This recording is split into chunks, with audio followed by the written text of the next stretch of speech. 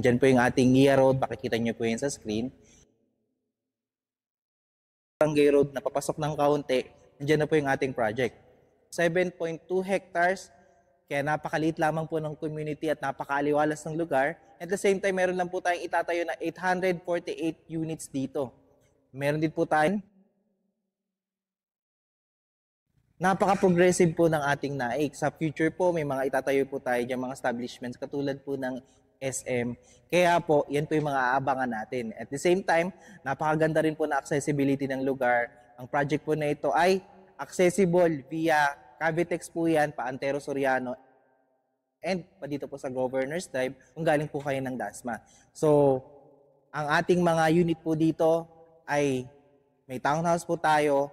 At the same time, may mga end unit din po tayo if ever na gusto nyo malaki-laki yung ating lot area. Meron po tayong typical lot area sa ating mga unit na 42 square meters sa ating floor area.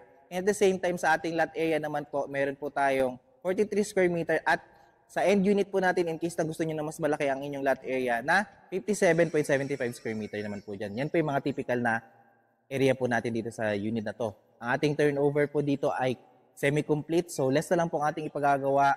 Meron na po yung painted na walls. May ceiling na rin po yan. Magpapalagay na lang po tayo ng tiles at partition sa second floor. Okay na po yan. So meron po tayong provision for 2 bedroom. Meron po tayong 1 toilet and bath. May living area, may dining area, may kitchen area po tayo. And at the same time po, meron tayong service area. Medyo pinagsama po nila yun sa likod. At kung mapapansin nyo po, meron po tayong parking space sa lahat po ng ating unit dyan.